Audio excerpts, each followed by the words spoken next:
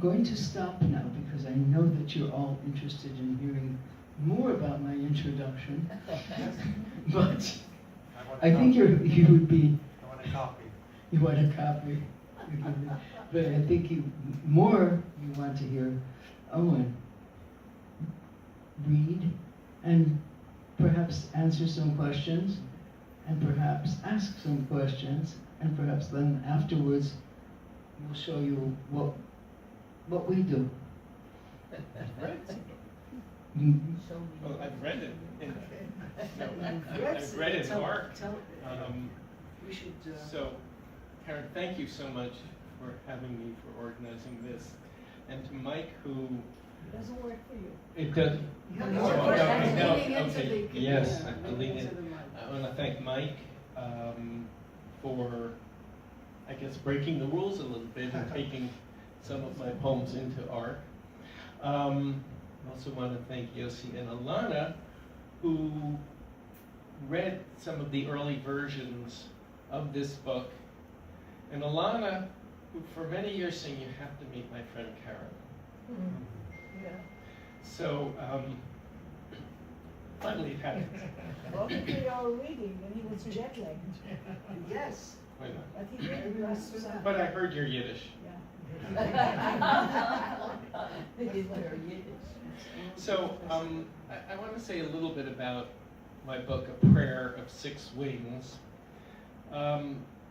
I guess it really began the morning of October 7th when I first heard the news. And when I'm in New York Saturdays, I have a very smart rabbi, and I like to go to Torah study with him before services, and usually I cut out before services. But as I heard the news, I heard the news and I'm walking up, and I began to hear the lines of an Abraham Sutzkever poem, which I shared with you. And these lines were, who will last, what will last, a wind will last. And I kept hearing these lines all morning, wondering what happened, and I went home and I looked up that poem. I'm going to read the poem. Karen's done another translation, but I'm going to read the translation that I worked with, because this brought Sutzkever, and I didn't quite understand then why I'm bringing Sutzkever in.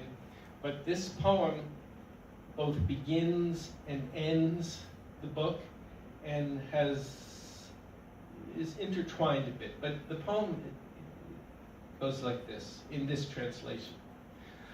Who will last, what will last? A wind will last. The blind will die, their blindness last. The ocean's raveled foam will last, a cloud snagged by a tree will last. Who will last, what will last? A syllable will last, as creation seeds again and lasts. For its own sake, a fiddle rose will last. 7 blades of grass that know the rose will last. Longer than all the northern stars will last. The star that falls in a tear will last. In a jug, a drop of wine will last. Who will last? What will last? God will last. Isn't that enough for you? I found this very haunting. And through this, Sutzkever found his way into this book. Sutzkever? Sutzkever. Sutzkever? I knew him, I tell it wrong. Yes, I did too. You didn't. I knew him. So, how did I begin? I began writing this book immediately. I didn't yet know it was a book. But there were the first 3 poems that really told me, let's say, I have a right to write this book. And now, in retrospect, I'm so grateful to have a chance to read it, because if anything, I want this book to be a bridge, not only for the experience of what's happened in Israel, and many times over the last few years, I have been here visiting my daughter, grandchildren. But I think it's important for Israelis to hear what happened across the ocean and what's happening worldwide, and to understand the way in which we are in this together. So the first line I was almost handed, because later that day, I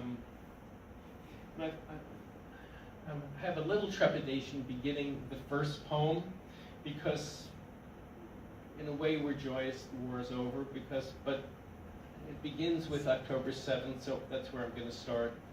But on the very first, maybe 10 hours later, we realized that the cousin of a cousin that we didn't know of my wife's, or the child of a cousin, was perhaps what was there, and it turns out she was fine. But that gave me my first line, and you'll see as the first three poems evolve. So it begins, my partisan grief, supernova, October 7th, 2023. These are my cousins. I don't know them. These, my sons, daughters, young lovers, and friends. I don't know them. Their music fills the desert sky. They dance to wed the Negev night. Before dawn, the stars have fled, those watchful stars like angel eyes. Who silenced you, angels? You've lost your song. The light is old and bitter, breaks the dark. These sudden sparks start at rifle's mouth, mouth to mouth, silenced. What unsilenced rage wrangles through raging hearts, not glinted stars these, quicker knives, quickening life exits. What music now, here, in the vast and moving desert, these vast and unmoving rocks, this vast and unforgiving grief. My cousins, my sons, my daughters. The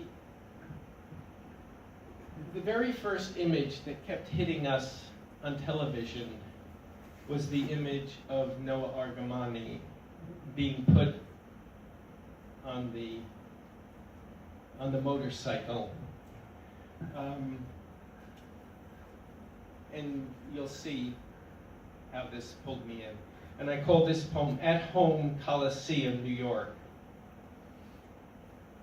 The TV's looping on a 26-year-old woman named Noah as she's thrown onto a motorbike straddle. She reaches into my living room. I almost take her hand again and again. Our fingers almost touch just beyond the glass. Perhaps it was the moment just before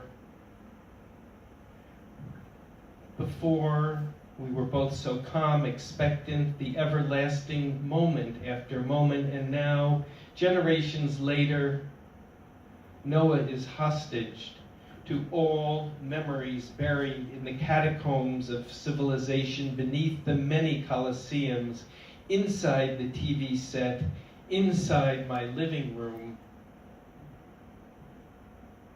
In my living room, Noah, almost 4, is looking under the couch for the lion. She's my granddaughter and shapes my fingers into a cage, enclosing the lion. She passes her hand over its head like a blessing, declares it asleep, safe for me to open the cage, TV off. We play in front of its dark stare, sitting on a couch that sits on a rug on a floor over a basement, and below that, labyrinths of somewhere catacombs, tunnels where the dead and the living plot. We play finger games, cat and mouse and pigs going to some market, or churches and steeples that open their doors to all the praying people. So many languages. We must be in the midst of Babel's ruin. No one hears the other's prayer. I hold up my index finger to ask for a moment of silence. Noah takes a quick breath, looks at me, expecting an explanation. I'm thinking, in Hebrew, the index is the teacher. Words failing, my Noah, this Noah, rests her head on my lap, the lion on hers.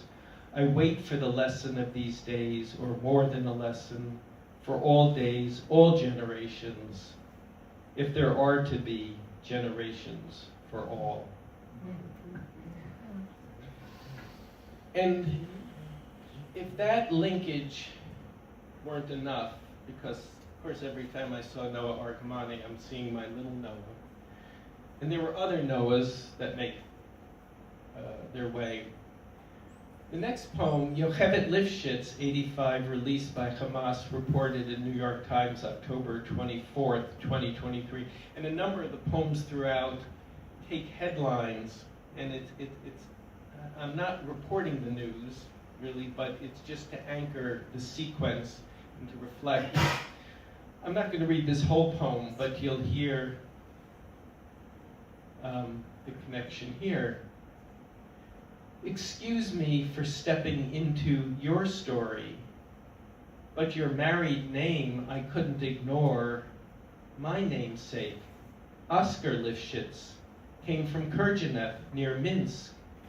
We might have asked Oded, your husband, if we're related, but he's still in the captor's underworld. Why did they release you? And it goes on. So this other name pulled me in. And so it began. I insisted, and as a parent of an adult child, you save your requests quite carefully. And I said, please, you have to leave. Okay, so she granted me this one. She and her family left, but only for a few weeks. And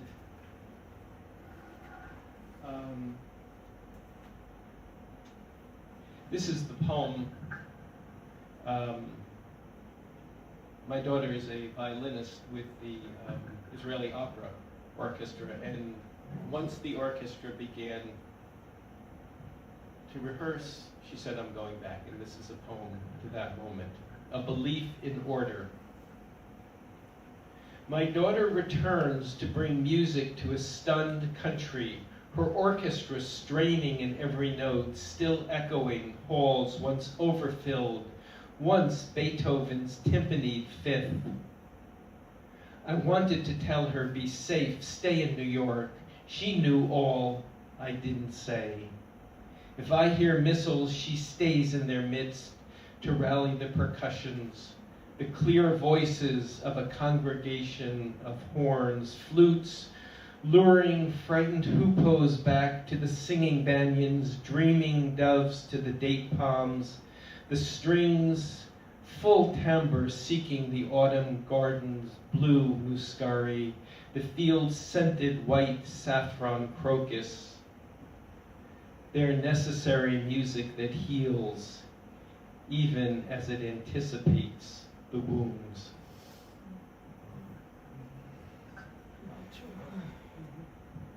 And the next poem, After a Concert in New York,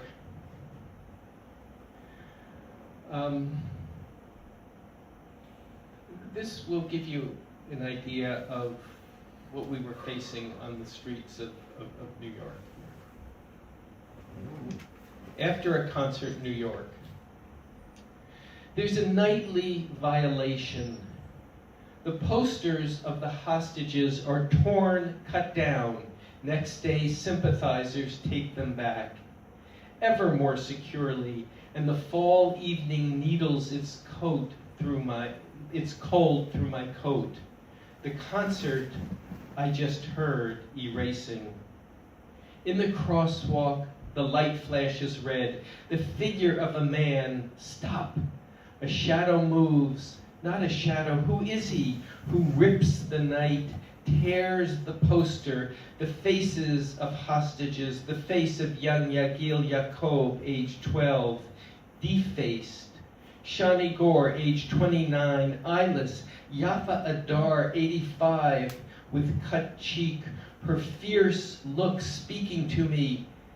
Tell him, is this ripping free speech against the law? Where are the police? I finger 911 on the phone. Stop him before it's too late. And why don't I speak up and stop him? Put myself between him and the hostages. The light turns, I don't look. We're side by side on the sidewalk. Yafa from the poster watching me, watching him. Who is he? More of him across the street. A stealth band splattering graffiti. What are you doing? Will you keep us hidden? We're already cut to pieces. The tape securing Itzhak El-Garate, age 68, and Noam Or, age 17, stronger, and another poster of Yafa Adar staring at me beneath the signs 77th Street and Broadway. Here in New York, do I bring the fighting to this street corner? Does that help?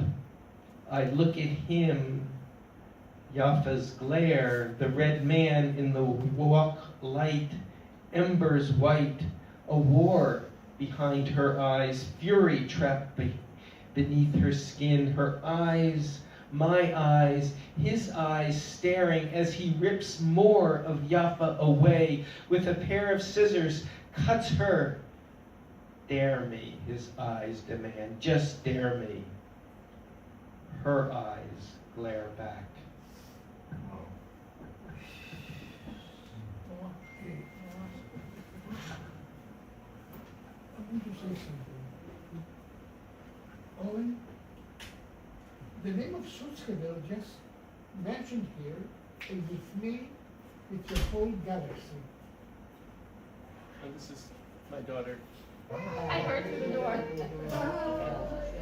You heard your poem, honey. This Baroness. Yeah. Famous. That's Baroness. Oh. And just, you know, her husband was a student of mine Oh. at yes. Really? Yes. Wow.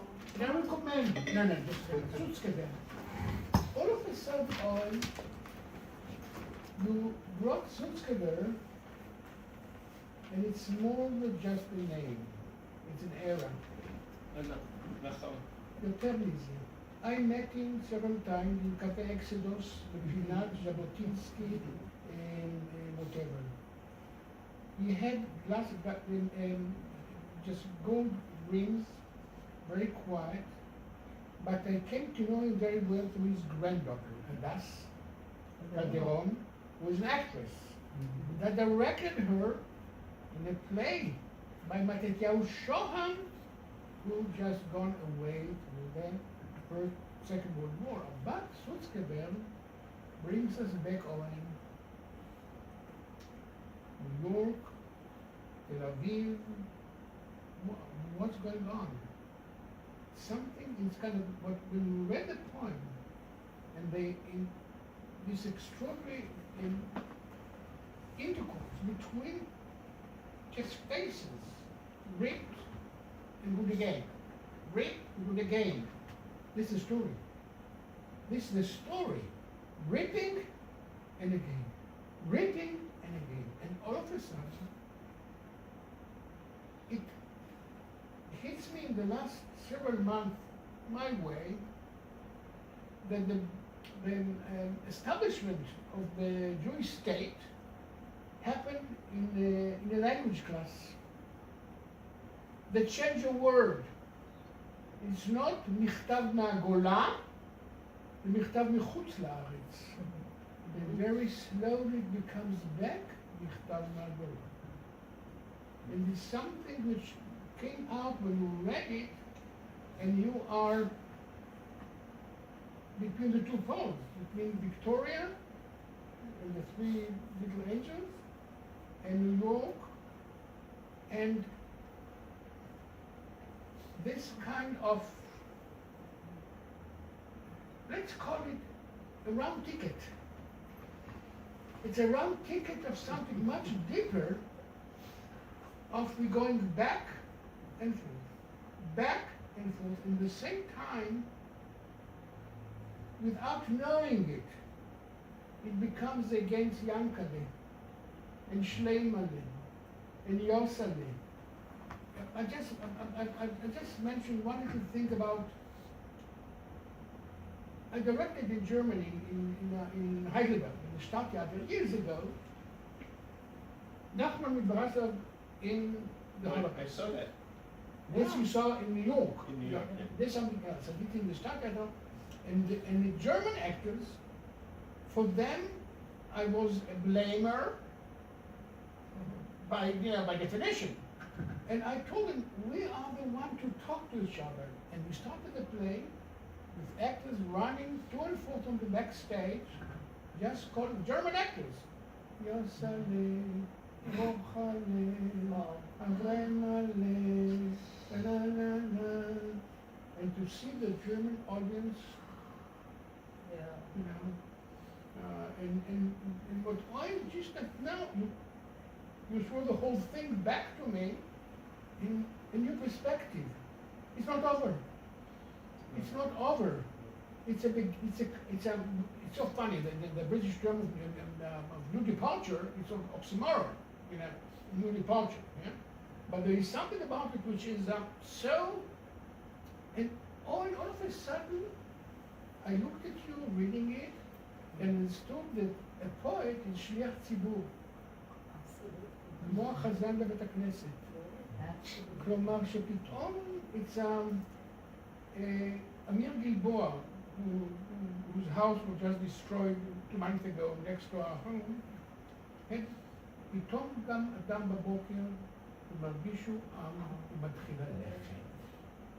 הדבר הזה, שפתאום בפואטרי, המספרים האלה בפינת 77 ברודווי, ושם. And you know, let me just pick up with that because of the names, how this works on you. This next poem I was going to read, called Generation to Generation, Lador Vador, picks up with this theme. More Noahs on the wall of glass, almost all 240 hostages. Their faces survived the night. The thickest tape affixes them to the glass. But just one rock, one hammer, one car in a fury will crash it to splinters, and the universe of faces will shatter. The vessels of the generations in shards. Glass explodes into knives, piercing cheeks and brow, and there, another Noah among them. They're all Noahs, Noah Shani and Noah Shachat, Noah Gali, Noah Eden, Noah Chana, and my Noah would make 6. How will we put these faces together again? These ripped paper faces on the sidewalk.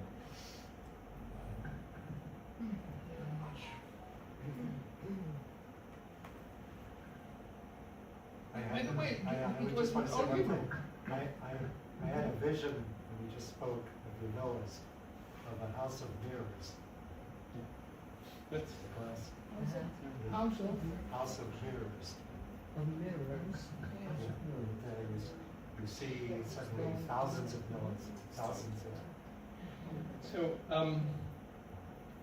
A little change of pace, Remembering the Doves of Ma'agan, 1973 and 2024.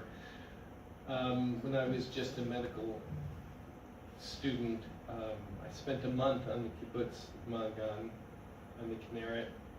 And I was doing a little writing. I came to put my writing away until much later.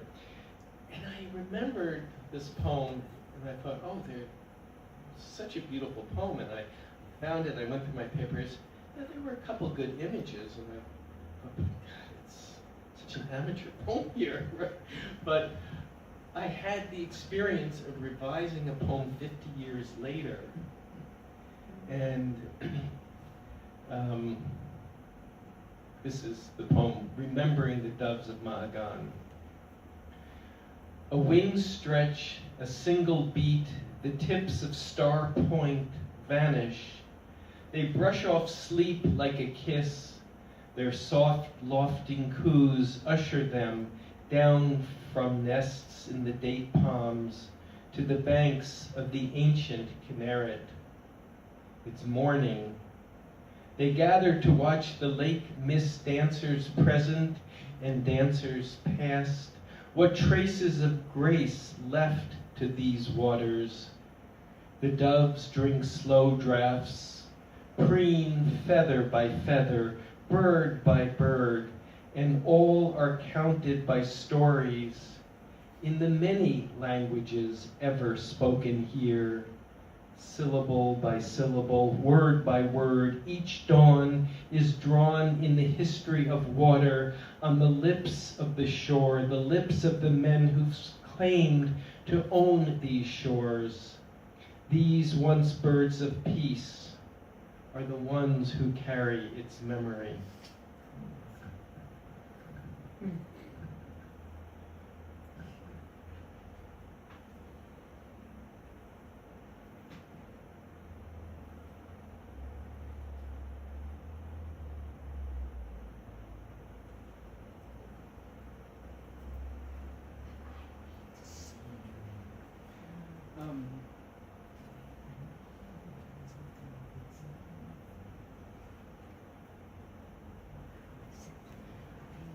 There's so many I'd like to share with you. This poem is called From Captivity When Living Children. And it very much, both my sensibility as a child psychiatrist and as a poet, hearing the language, seeing the little clips of these children. From captivity, when living children return, they don't speak, they whisper. Their words don't have sounds or barely enough breath. Their words are hardly words, don't want to tell what eyes cannot unsee, cannot tell in whisper words. Their mouths move to make whisper sounds in the dark space of an open mouth where words once were. There is no telling a word to speak. They are ashamed. They have fled the telling, have torn off their telling sounds like clothes torn off, like pieces of syllables, cannot make words at all. What men have done this. If this is man, have done.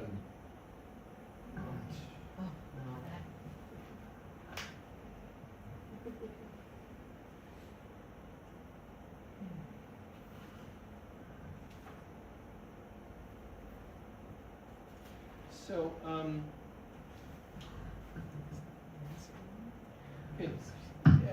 This is some of the poems depicting New York are less compressed and are a bit more narrative. And I was reflecting on that because the time was very long of living through some of these episodes. So I think the narrative is a way of drawing out time instead of compressing it and condensing it. So this was written a year ago, end of May, June. I had occasion to go to I teach at the medical school, but I had occasion to go to the downtown campus, and I hadn't fully paid attention to to what was going on. 116th Street, the map goes, no, it's downtown from 168th Street, which is way, way uptown. So we call it downtown, but it's really uptown. 116th and Broadway. So it's called 116th and Broadway. So here I'm trying to go into, and there's no entrance. And this was my first confronting what was going on there. Just uptown from home, a campus protest. Let me just say, so you follow this a little bit. I'm also remembering, as you'll hear, campus protests in 1968, 1969. So we're kind of going back, and you'll hear how we go back and forth. Okay. Just uptown from home, a campus protest. A jeering crowd encamped around Alma Mater, the presiding angel of learning. I'm a bystander listening. I've taught poetry is everywhere. Today, professors are barred from campus. Jews go back to Poland, as if they want to take us back. The jeering crowd pushes, enters me, joins other jeering crowds that have slept in the folded lobes of brain cortex, as if banished in this country's context of freedom. Hell no, we won't go. Stop genocide now. What do all the protesters do? Last year in Tel Aviv, 100,000 angers and 100,000 prayers every Saturday night overfilled the highway from Kaplan Street, stopping traffic. Didn't stop the crime, minister. Here, I'm jostled, jumped. A placard proclamation hits my head sideways. Stay on your feet, I tell myself. Stay. And the crowd now parts like the walls of a once teeming Red Sea. The police chariot through, and I'm swept across the street by a sudden cross current, by a sudden strong hand delivered to Broadway's garden median. Hell no, we won't go. 1968, Vietnam, ho ho, Ho Chi Minh, same rhythm, same beat. I don't ask or can't, like Passover's simple son, dazed by all the voices at the table, drawn under the undertows of what time does the time tide shift, what season passing over. From the far side of Broadway, the ricochet, a response, a counter-protest. Am Yisrael Chai. May the people of Israel live. Where the sirens pause. May the people of Gaza live.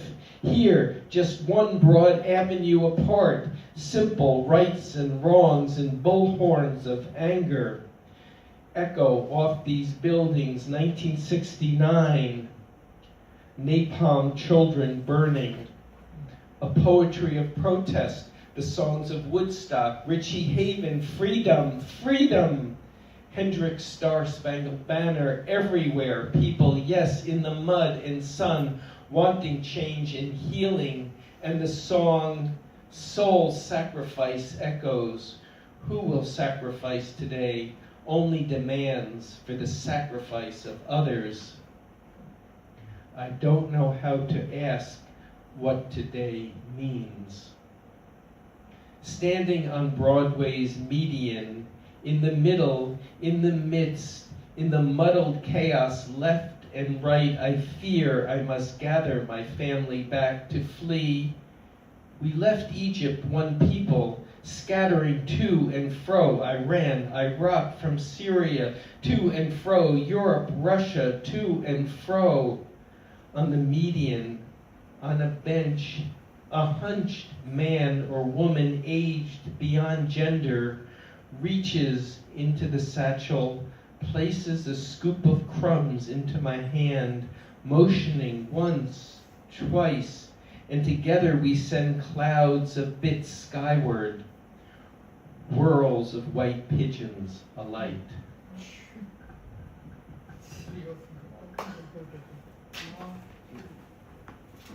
Oh, and can I just say something? I think that your readers have to thank you because you expect so much background information from those who read. In other words, you are speaking to us on such a level of historical understanding that I think I thank you for that.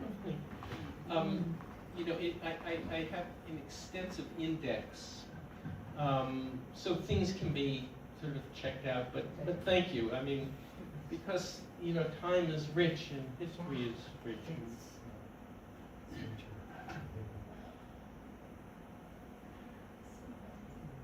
That, I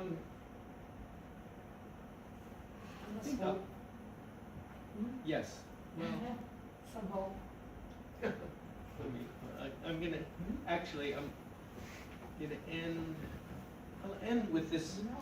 No, don't end yet. Okay.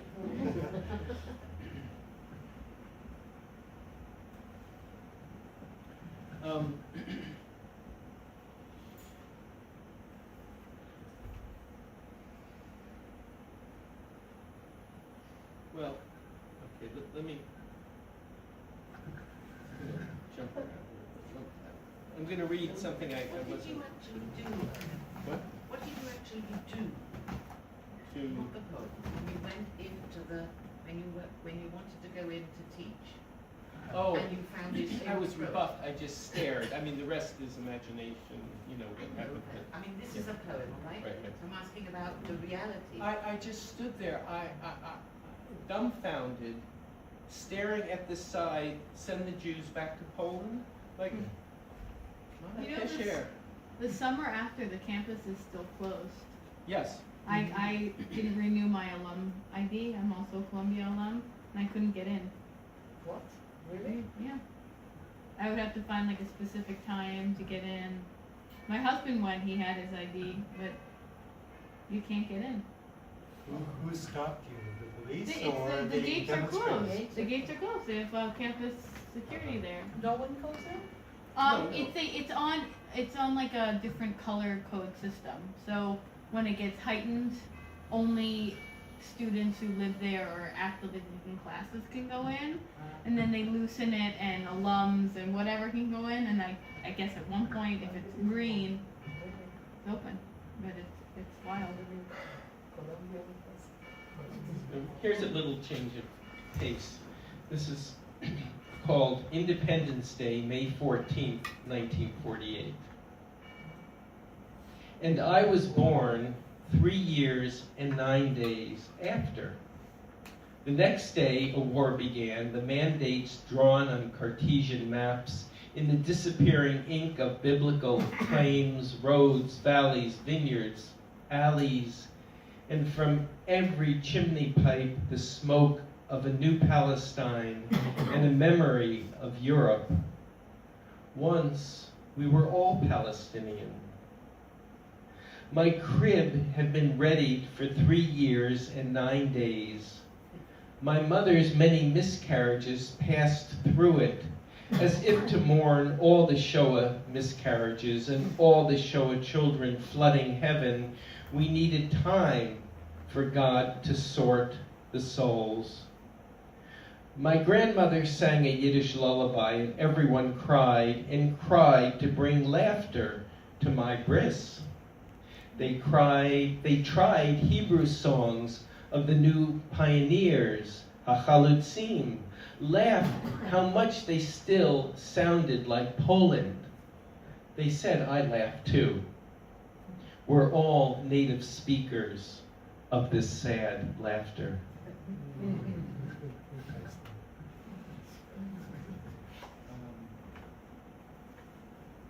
And if we go back A little further, this is Sabbath in Kurganov, 1901. New York was a rumor, but we knew how to dream of Jerusalem. For centuries we sang of next year, Desert winds rolled each time the Torah unscrolled, roiled in the rafters of the synagogue roof. From huddled corners on Shabbat, we walked into Zion and home again, our baskets full, wheat and barley, our staples, and sometimes autumnal grapes, sometimes figs and olives and dates. But nothing in our imagination was sweeter than the pomegranate, O Zion. Not even Tsar Nicholas had seen one, or sipped its stain of young wine.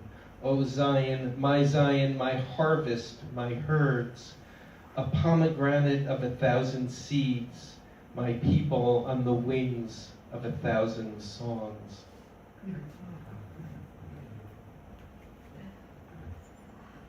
One of your poems actually is about this, the prayer on 6 wings. Could you read Oh, it? yes, let me read one. Okay. I'm going to read one before that. Okay. And We're moving to hope now, right? Are we there yet? We're going to move to get there. 2,000 pound, this is from another headline, 2,000 pound bombs drop, reported New York Times, December 22nd, 2023. In Khan Yunis, the call to prayer is the call of a dazed Palestinian child crying, Baba, standing at the brim of a cavernous pit of rubble, biting his knuckles, Baba, Baba. It's so close to the Abba of the dazed Israeli children of Be'eri, Kfar Aza. There is no comfort. From his uncles, he's heard the songs for revenge, for his home and school, for his bed of nighttime stories, for his Nana's whisper song of God's many names, his Allah, his neighbors, Adonai, cry the same tears for death and shun more blood. No miracle these waters turning red. Who called forth the fleets of avenging angels by viral post? Jewish plagues on Gaza, a first son lost, then a second, a third. What other plagues pass over? Hail from the tepid sky? From on high it falls and keeps falling. Though we've seen terrible things, will you tell us, Adonai, Allah, tell us, do you remember the forgotten promise? From the pile, once home of rubble stones, a father's hand reaching out, Baba, Abba, crushed by the load. We know the silence of the lost child. God has injured us, but will bind up our wounds. Mothers look for us, called by the name Yama, calling the name Imma, our Father of mercy, not the God of sacrifice. Our many crying heads explode. So much for hope. okay. I'm going to read The title. the title.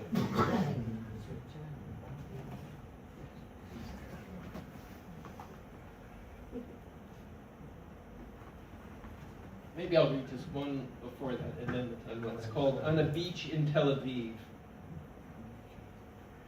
On a beach in Tel Aviv, my grandchildren chase each other into the surf's laughter and its games of catch me.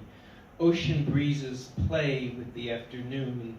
The clouds hover without siren break, and we don't alarm to the wings of wave-skirting plovers, the cormorant's shadow across the sand, not a drone of countless wings, not a twist of shrapnel falling from the iron dome.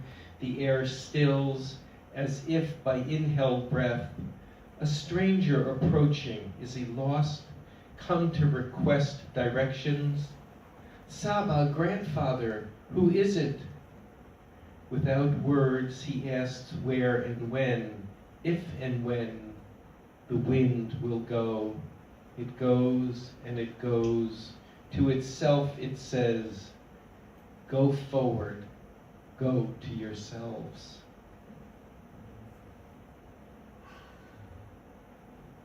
And that's a little play on Lech Lecha, which means both go forward and go to yourself, which is what, right? Okay. Of six wings. Without reason, hope, we stand on our toes 3 times, saying, Kadosh, Kadosh, Kadosh, holy, holy, holy, and stretch a few inches up towards heaven. 2 seraphim above the ark, in unison repeat the Kadosh, singing one to the other, Zeh lezeh, from generation to generation, in pitches beyond our minds. They each have 6 wings, 1 pair to fly with, 1 pair to cover their faces, to not look upon the Holy of Holies, and the 3rd to cover their feet, such a small height of our toe rise. It's about wings, the stretch of fingered feathers, the lift off towards the cirrus clouds, beyond all conceivable expanse. 6 wings to stir the heavenly sky, and let our prayers on 6 wings fly.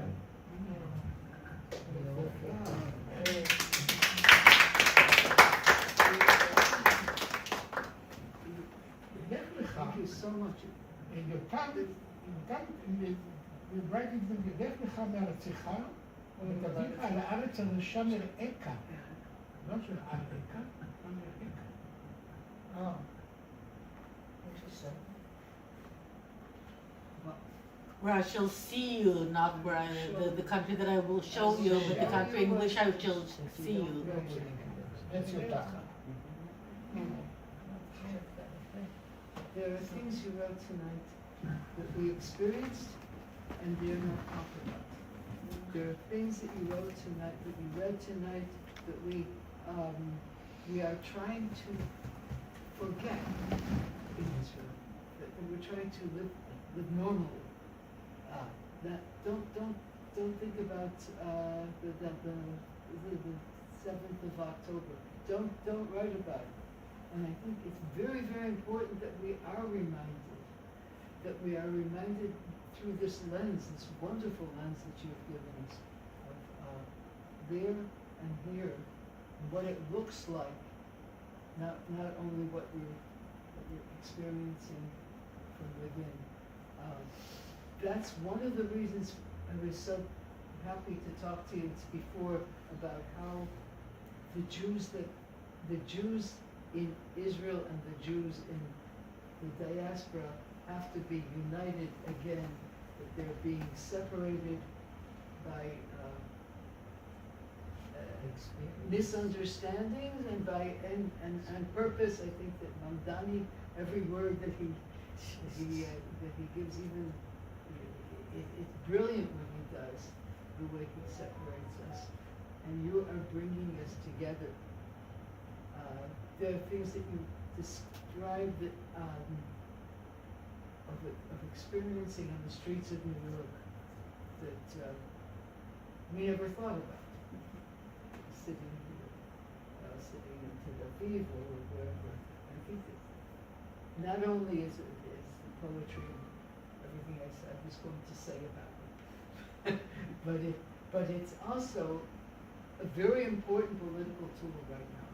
We need this kind of communication. I cannot thank you enough.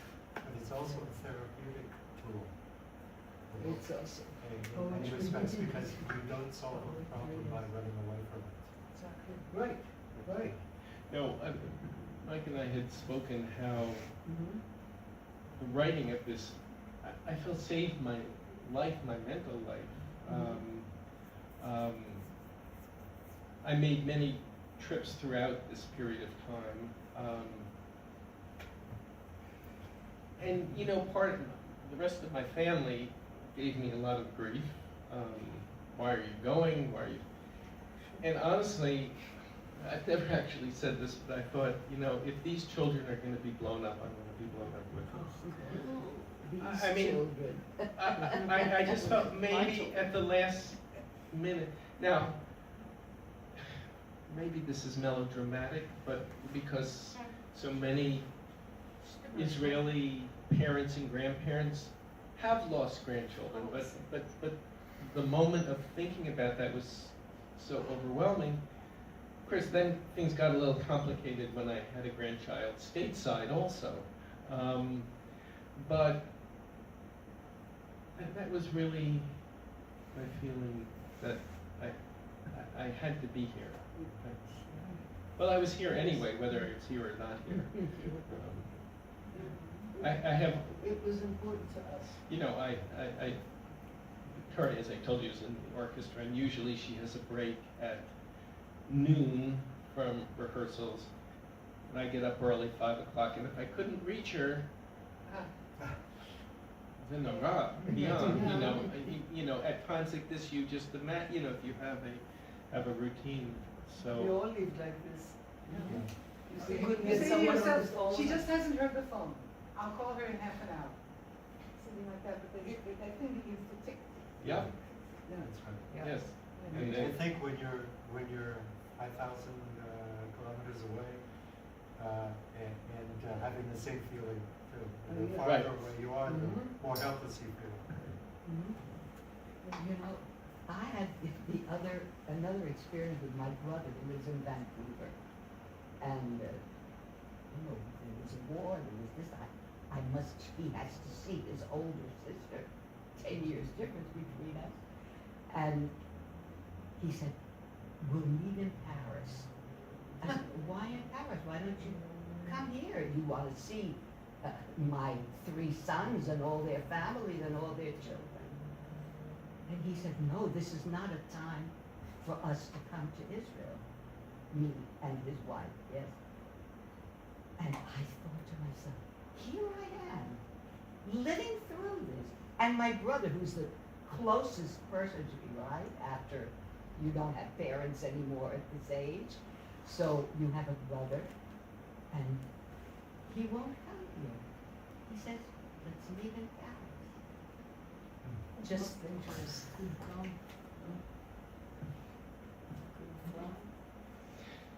so Sutzkever, you know, Sutzkever. Sutzkever, I'm sorry to pronounce it.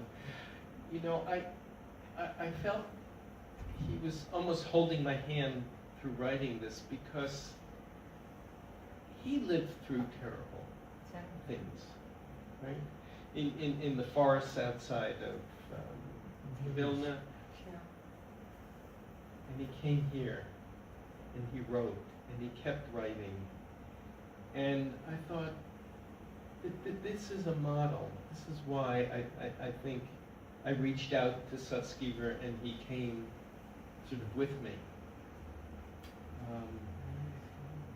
Because it's bringing history, bringing experience. It was what you needed. Yes. Yeah. I guess I needed a kind of grandfather, a poetic grandfather, to walk me through this. Rafi, what I'm going to tell you, sorry. All of a sudden, I try to think about a Jewish poet in Vogue, looking at us, and to what extent Natan Zach or David Avidan, they attempt to be, doesn't work. Yes, I think about, you know, Gadi Rabikovich, the syntax is biblical. Yeah? From a,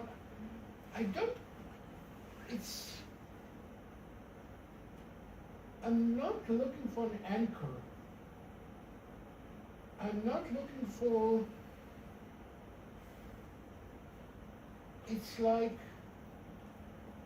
I walk with the banister with me, you know, all the time. And there's something about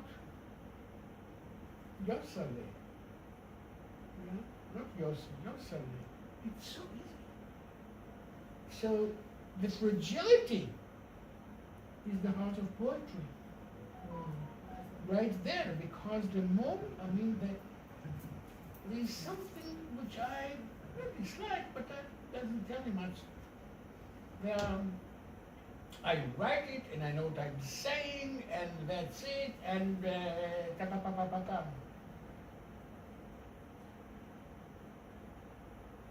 Am I wrong? No, you're right. And Sutzkever was calling me, and I said to him, Abraham, how do you do? He said, Abrashe. Abrashe, how do you do? He was my grandfather's friend and also an enemy. But would you be Frenemy. Frenemy. Would you be so kind to read the poem after Sutzkever? Who stays, what stays? You have a What beautiful will stay, poem. what will stay. Who will say what will say? And then we have a surprise for you. Daffi translated the poem into Hebrew. We will hear it in Hebrew. And Karen, you worked on the translation, also another translation. Okay, so let me find the poem. I mean, there are bits of it, but okay. So there's a poem. Who will last? What will last? Sutzkever asks, and answers, a wind will last. Which wind will last, if among the very last? A desert wind from Sahara's mouth, covering houses with sand, dunes to the doors, and untended gardens, the laundry in shreds on the line, or from the lungs of the north, a scent of gunpowder in the rain, on tomatoes and peppers, a taste of saltpeter and charcoal, the roses sulphurous, or a luminous fusion cyclone rising in spines, lifting earthly dwellings into the sky. Heaven gets further and farther away. If there is wind in heaven, beyond the clouds, wind.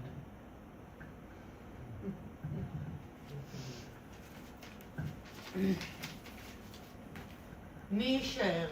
מה יישאר? סוצקבר שואל, ועונה, הרוח יישאר.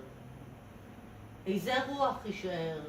אם אחד השארים רוח מדברית מפי הסהרה, מכסה בניינים בחול, דיונות לפתח דלתות וגנים זנוחים, כביסה קרועה על החבל, או מראות הצפון, ניחוח אבק שריפה בגשם, עגבניות ופלפלים בריח מלחת אשלגן ופחם, ורדים גופרתיים, או סופת ציקלון זרחנית מתרוממת בעמודים, נושאת בתי קרקע לשמיים, גן העדן רוחק ומתרחק.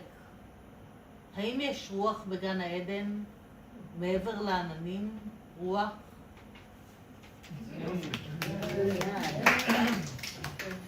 Oh, thank you. It's Hopefully it will be published in Thank Yediot Achronot literary supplement. It's on us. We have also connection. Okay. Sutzkever wrote it, I think, it was published after the Yom Kippur War. Of course, with the background of the Shoah, of Vilna's ghetto, etc., but after the Yom Kippur War, in 1974. So it is a late poem of Sutzkever's. All the Jewish experiments, all the tragedies. Let me אתה לא מכיר את verse השיר? in Yes, please. No, it's beautiful. That his poem has a beautiful rhyme and sonority that I think it's very hard to translate. It's kind of an Odenesque poem. Odenesque poem. Yeah. קרן, את קוראת את זה ביידיש? רק בית אחד. אז אני אקרא בעברית? סוצקבר? בעברית? Yiddish. You will do Yiddish. I'll do Hebrew, Yes. Hebrew. Okay, this is beautiful. Okay. Wer wird bleiben?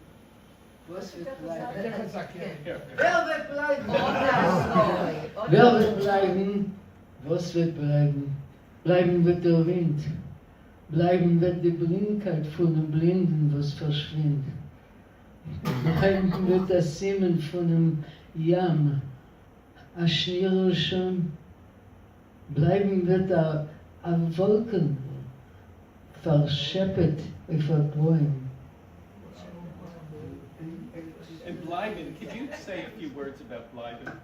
We had a discussion about bleiben. About And bleiben as, the word bleiben, Okay. and what does it mean? It remains, remains. What's it like? Bleiben. It can be survive. It can be, remains is probably, is the word that I use when I translate. But there are other translations. But bleiben reminds us of leben. Leben, As in living. living. Yeah. Bleiben. No, it doesn't. So it's only in German and in Yiddish. Bleiben is like Bleiben. Leben. It's a- לא, לא, לא שמעת. Leben. לא, אני דמיון? שומעת, לא. אבל כי אני מדברת גרמנית. כשאומרים בלייבן, it's not like לייבן. No, in German, no. Okay, Yiddish. no, what it says, that it sounds like. Was soll man machen? Is that ich Schaut hier. zu If you did theoretically, Was yes, soll it man has to tun? be. Not theoretically, acoustically. But when you speak more of a language, the word bleiben doesn't remind one of leben. You're right, because you know the language too well. Yeah. But for a person Yeah. who outside knows less, Bleiben, leben. it sounds, they're similar. Bleiben, Bleiben. leben. Bleiben is also Bleiben. another expression. Dann ist aber viel Leben. Leben. Well, it could be like Lebanon. לא לבן במניע, מה שנקרא. I think we should Yeah. I don't want to hear the. What language did he write it in? From Sutzkever to Lebenia, it's a long way, long way. Far and big. מי יישאר? מה יישאר? יישאר הרוח, יישאר העיוורון של עיוור שכוח, יישאר סימן של ים, פתיל קצף מתנוצץ, יישאר ענן קטן לחוד בראש העץ. מי יישאר? מה יישאר?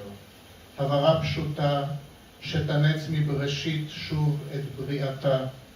יישאר הוורד לבד בגאונו, ובעשב ניצנים שבעה להבינו. מכל כוכבי רקיע, מצפון עד ים, יישאר כוכב שבדמעה טבע דומם.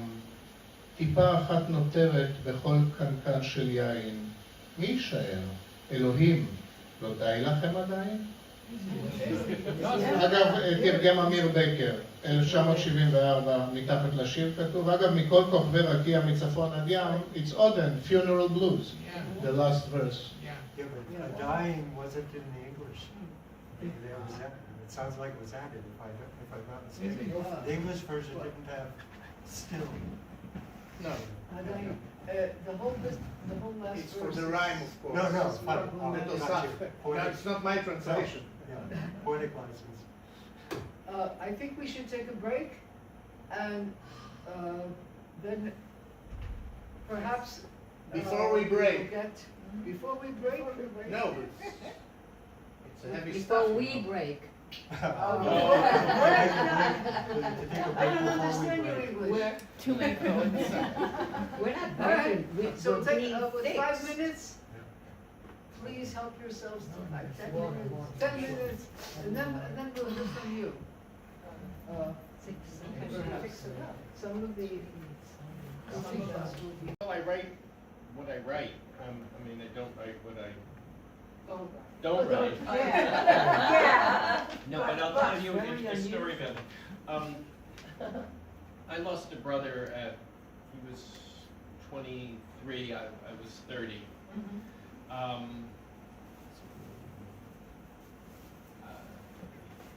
He had a drug problem and an overdose. I tried to write about his life. Okay. Or I tried to write. Each time I kept hitting dead ends and I kept putting it away and putting it away, putting it away. And then one day I could write about it, and when I could write about it, it came out as a whole sort of chapbook. Now, for me, what that meant was facing my anger at him. you know, it wasn't all grief.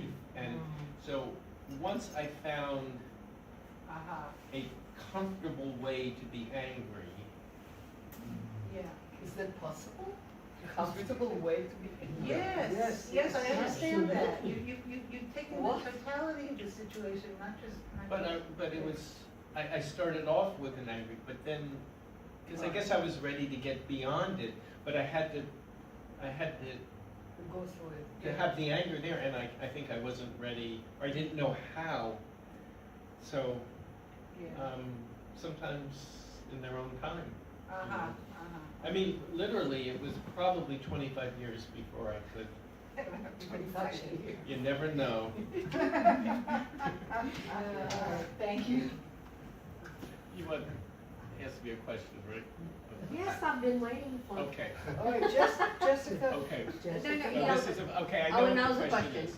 Okay. I asked the question and he said he would tell us all. Because it's a somewhat funny story. So, קרן, המיקרופון לא עובד. המיקרופון לא המיקרופון עובד. no? עובד בסדר, I think. Okay. עובד. עובד יופי. Yes. Too loud? No, it's It's fine. not working. What's what's that? her It's name? working. It is working. Jessica. Jessica. Jessica, yeah. Asked me, what's my connection? I share with Guernsey.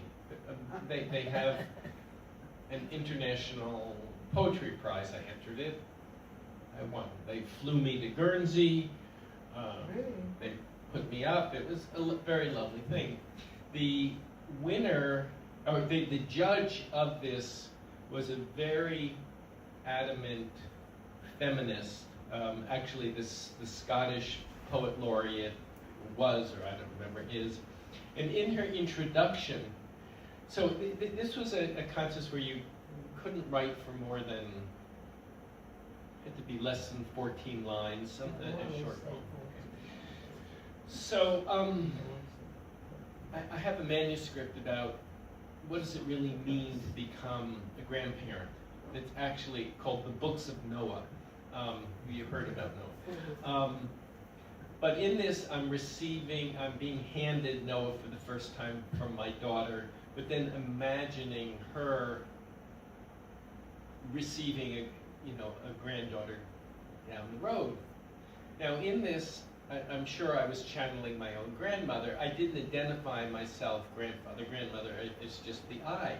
So in her introductory comments, she says, there's always a surprise when you judge a contest. I was so surprised to see Owen Lewis is not a woman, because it's anonymous.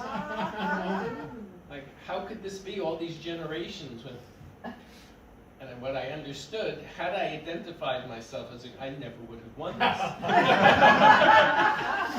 But because I was channeling my grandmother and sort of captured that energy, this appealed to her, and I won. So that's my Guernsey story. Thank you.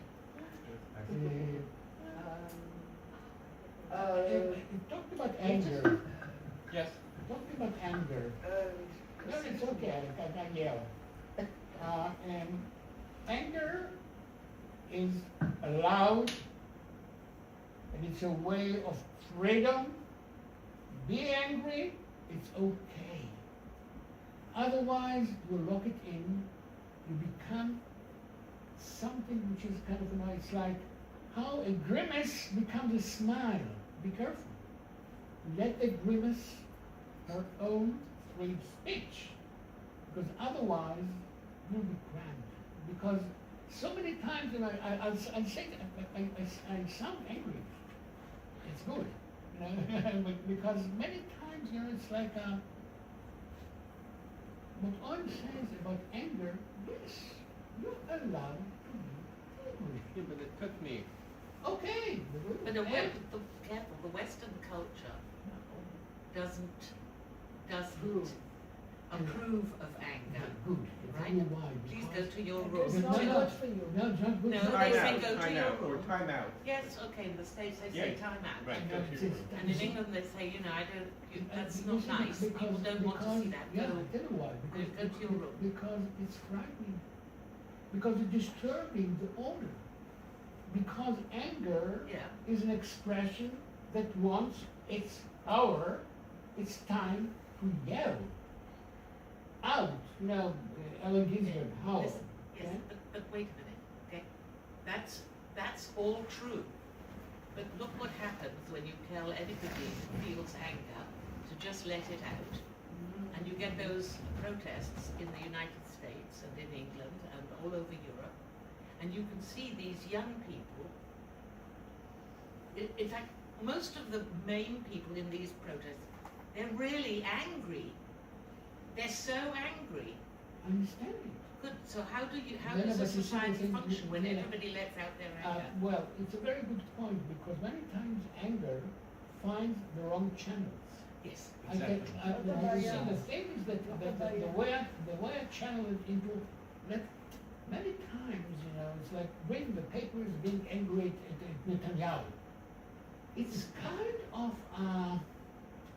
outlet. It's an outlet for something much more complex. You know, it's like we can talk about it. Let's be angry together because anger together, it's a good feeling. Not only that, you see demonstrations. You know. That's why we go to demonstrations and protests. To Yes, get together. but many times you see a protest can be, put it that way. When we talk about our protest, you know, against whatever happens, you know, with democracy, it's a clear issue. Against Israel, it's a multi things. You know, can connect between Gaza and Jesus easily. Yes. Easily. Yes. But what I say, but you know, poetry many times, you know, the Turkish poet Nazim Hikmet, of the 40s. Okay, I'm Turkish, so I have. It's not your fault. To the contrary, you know, I'm so angry at it. No. And he has a beautiful poem about Paul Robson. Sing. About what? Paul Robson, the singer. Paul Robson. Sing. Show them. Don't. I mean, the thing is, Mayakovsky. This poem of total anger, which becomes, look, when you turn anger into an art, Yeah. there you are. Yes. That you are. It's not it's like many times. No, but anger is. My only point was anger is also a dangerous thing. Absolutely. But you see, poetry, which is more dangerous. Poetry can be very dangerous. Because on the verge. But in your case, I just wanted to say, because you know that you know better than I do that when you're mourning over somebody's, part of it is anger when they perish, because it's a part of the process. Yeah, of, but this so- was more than average anger. This was not. But do you know why you got angry? Yeah, I know why I was angry. I mean,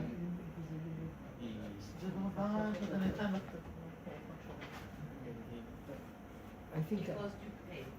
not just me, but my parents. I mean, I was older enough to be able to distance, but you know, what my parents would try and get them on the right track and try and help them, and yeah, we stole a lot from the family. Yeah, of course. You see, but something, That's what I would but say. Owen showed last week a play of mine, Kafka. Kafka is so angry with his father that he crushed him. By the same notion, they understand you why you crushed me because it disappointed you. So you have, he's locked. Yeah? He's locked in something. The way, only way to explode into a work of art. And many times, you know, Yeah. for me, art, it's not how to tame anger. It's how to turn it into grace. Yes, but I think Communicate. I don't think we understand anger entirely. I Right. agree with you. Right? I think that anger isn't only It's tohu. it's tovavo, and we give it a name. We say And you see, but even tohu, it's in Hebrew. I know if you- tohu from and Genesis. We talk about it because Yeah. tohu comes Okay, from the verb tohu is taha. Vohu comes from the verb baha. I can't explain the entity. I can relate to it by the way I react to it. Taha, tohu, vavohu, inexplicable. And that's what's so interesting. Thank you all for the questions and the discussion. I think we will begin with some poems. I'm going to do this, I'm going to start because I stole Daffi's telephone. I don't have any poems, and I didn't have my poems, but I don't have a computer.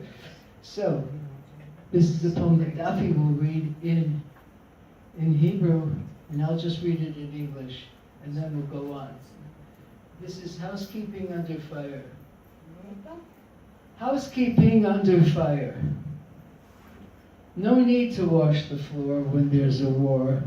It just takes your mind off more crucial demands, like what you need to buy but must now forget. Vegetables rotting under fire, berries, olives waiting to be shaken from their tree. No need to wash the floor. When there's a war, you'll spill something that will drive you wild. For me, it was a can of gas, meant for the generator that might have kept the meat a few days more. Even a few lost drops of coffee can set me off now. No need to wash the floor when there's a war. The muck will return, if not from the bombs and the treads of boots dropping squares of filth from the field, dirt mixed with blood. Easy to clean, impossible to erase. Now I'm going to give Daffi her phone back. And she's going to read the poem in Hebrew. ניקיון הבית תחת אש. Wait, you want this? No. Thanks. You use it so well in demonstration. לא צריך לשטוף רצפה כשמלחמה. זו הסחת דעת מדרישות חשובות יותר. כמו מה שאת צריכה לקנות אבל חייבת לשכוח. ירקות שנרכבים תחת אש, פירות יער, זיתים הממתינים להימסק מן העץ. לא צריך לשטוף רצפה כשמלחמה. את תשפכי משהו שישגע אותך. עבורי זו הייתה פחית של דלק בשביל הגנרטור, שיוכל לשמר את הבשר לעוד כמה ימים. מספיקות כמה טיפות קפה כדי להדליק אותי. לא צריך לשטוף רצפה כשמלחמה. הזוהמה תחזור. אם לא מטיל סורר, אז מעקבות הנעליים המשאירות קוביות של טינופת שדה הקרב. בוץ מעורבב בדם. קל לנקות, אי אפשר למחות. Thank you, Daffi. I'm going to pass the microphone around first to Mike Stone, and then Ann. Okay, can you hear me? You can hear Okay. me. The poem that I'll read is called Why Art? A long time ago, Bobby Burns begged the gods to give us the gift of seeing ourselves through another's eyes. Well, it rained gifts from the heavens, and it's still raining gifts to this day, with no let up in sight. Those gifts are the arts that allow us to see what artists see, books of stories and poetry to think what writers think, music to hear what singers and musicians hear, and dancers to show us what is possible to be or not to be. Without these gifts,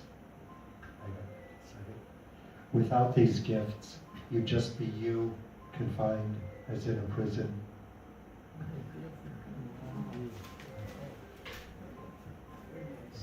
Me? Yes. Okay. We're going to, I don't think do I need this? You can hear me? Maybe for the tzilum. All right. Okay. My name is Ann, and I live in Ishkar, but I worked in Sfat for 31 years, actually 35 years. Okay. So this is a little snapshot from Sfat. and it's called The Night Baker, and it has a, what is this thing called? No, a quote, okay. No Torah without bread, no bread without Torah. En Torah b'li kemach, en kemach b'li Torah. It's from Pirkei Avot, and here we go. The Night Baker. The night baker makes his way down empty, slotted streets. Winter, 2 a.m. Cold mist wafts over the slick road. All the stores are shuttered and knocked up tight. The only light in any building is in the upstairs window of the yeshiva near the square, where yeshiva buchers sway and argue over texts, steam rising from paper cups of coffee, fluorescent lights humming and battering at their brains. The night baker walks on. He has a mission, and his mission is bread. He arrives at the bakery, turns the key in the lock. The oven room is dank and grimy. The night baker turns on the ovens. The room begins to warm. Little rivulets of odor begin to crack the air. All-night radio murmurs in the corner. The night baker works till dawn, pouring, measuring, twisting dough. He looks up and nods at the first day shift girl as she knocks on the glass of the bakery door. It's time to go home.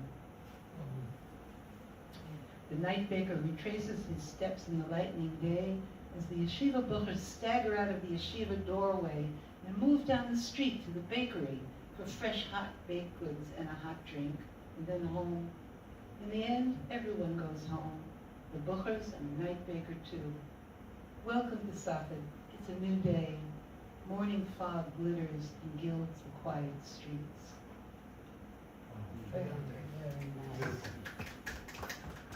And know this is from a new book picked up for Sylvia's. Yeah. It has. And it was a citation. I forgot that. The word just left my brain. This book has 3 different groups of poems that are one is generally speaking, one of them is about love, and the middle one is Your Roots Are Showing, which has Jewish stuff, Israeli stuff, political stuff, and war poems. And I was really afraid to put the war poems in this book because I knew that I'm very bitter and angry and upset and all kinds of things about what's going on in the country. And some of them are pretty fierce. And I knew that I would make enemies when people read these poems. To say that poems are not dangerous is not true. You can make desperate enemies from your work. You can inspire people to do desperate things. And still, I felt that I had to do it, so I did it. All right, so here it is. You know in Iran they hang poems. Huh? In Iran they hang poems. Yes, but also, poetry can inspire revolution. Absolutely. That's right. Can cause murder. John Lennon. Yes. Well, that was prose, technically. It's not a poem, Not but it's still necessarily literature. benign at all. Still literature. That's What what is you a poem? said before, that the poet is a Schatz. And I never liked Catcher the Rye. Never liked Catcher in the Rye. You haven't? Leads the No, way. never did. We had Say to. more, Yeah, it's it's No, I read it, but I never liked it. Before we lose control here. It's just This is Mark. Hi, John everybody. Lennon, basically. I'm Mark Levinson. Nobody's going to hang me for this poem. It's called The Fat Thread.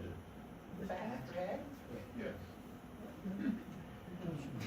My parents both subscribed to magazines. I'm not aware they ever bought a lone edition on the subway where the sun stopped at the staircase and the day ticked with the morning papers and then talked with the late edition. And behind those stacks, the racks of periodicals reflected every human interest from pencil games to hunting dogs to quilts.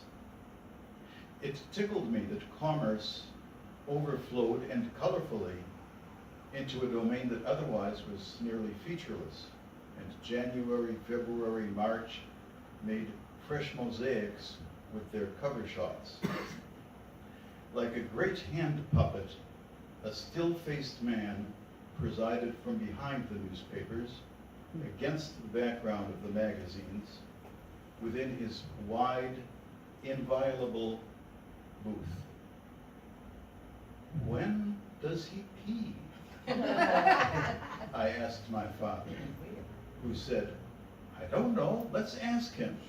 Grabbed my wrist, ignored my panicky embarrassment, and might have followed through had not the train approached with an authoritative roar.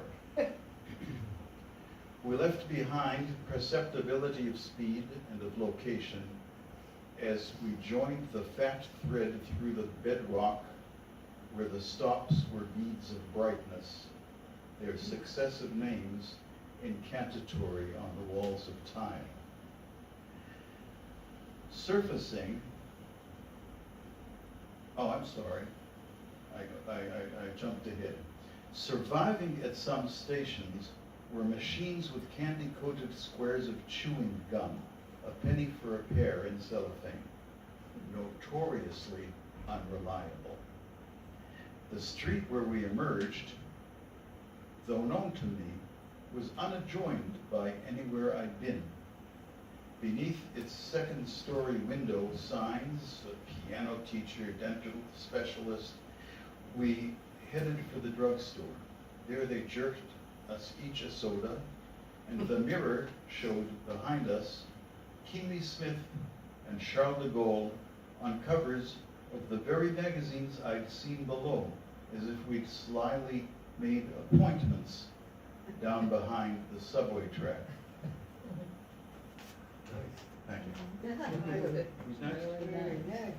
I think we're going around. You may pass it on to.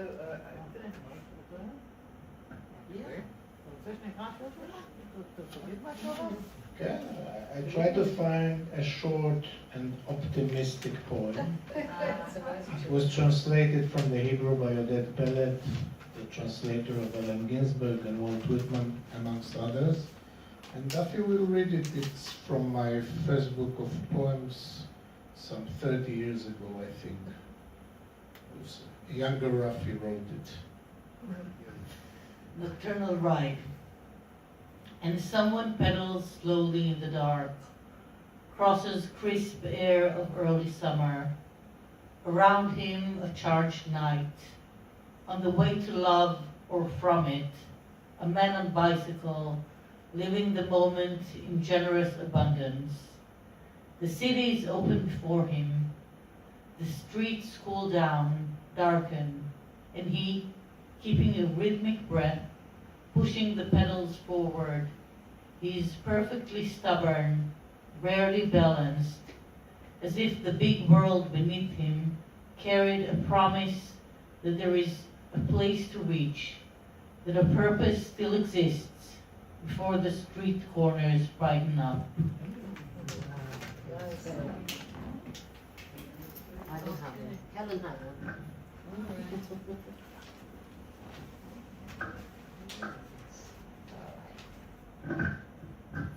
Hello, I'm Helen.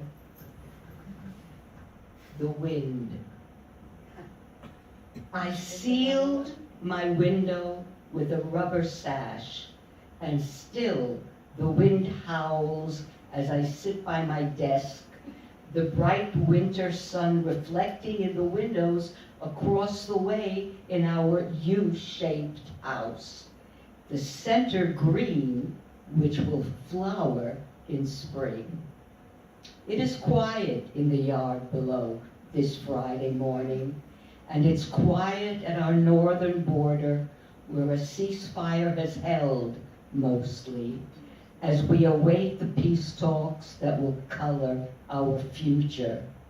And still the wind howls, having traveled from the northmost shore, sweeping at the ocean's brink, cajoling with the whiteness of the surf, till it comes to vibrate at my window, to remind me that the world is not with us of late, that the other hears another wind that rattles to another tune.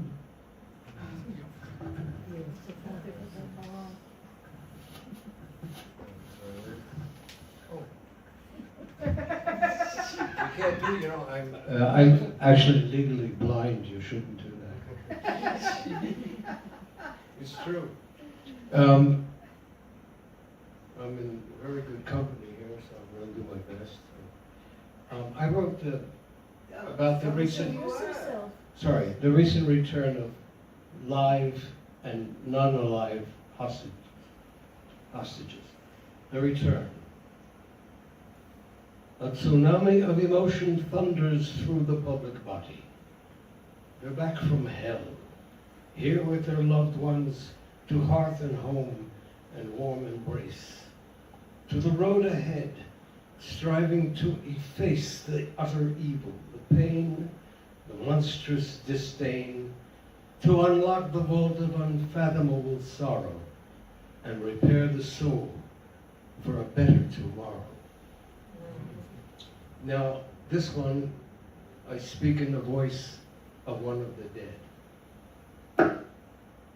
We are with you. Know this, O loved ones, know this.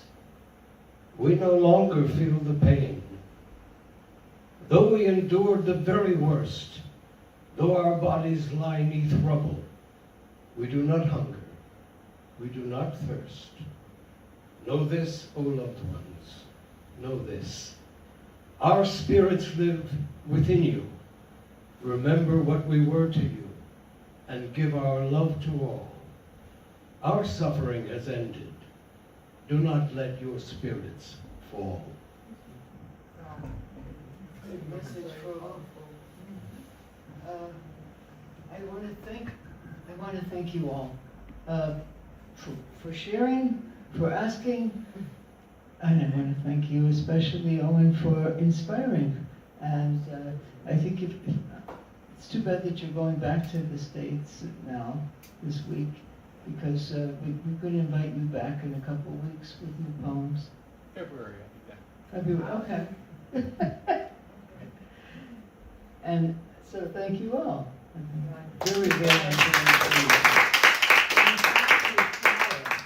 Thank you, Karen. Yeah. For having us here and for giving us the opportunity. Ezzy. Of course. When you thank me, it's because of him. That. Thank you.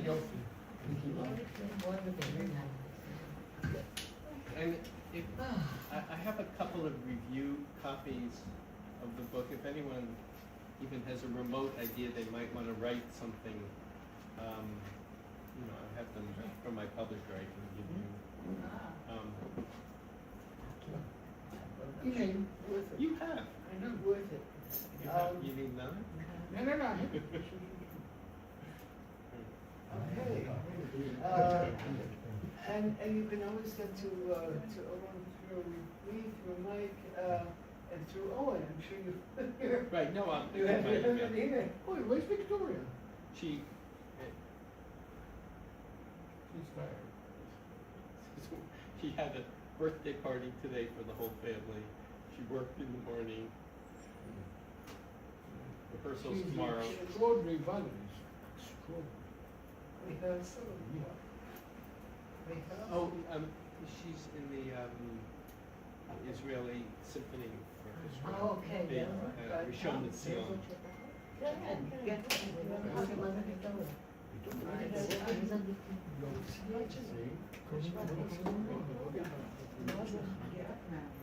Get up. Please help me out with this. Yes. You're fasting.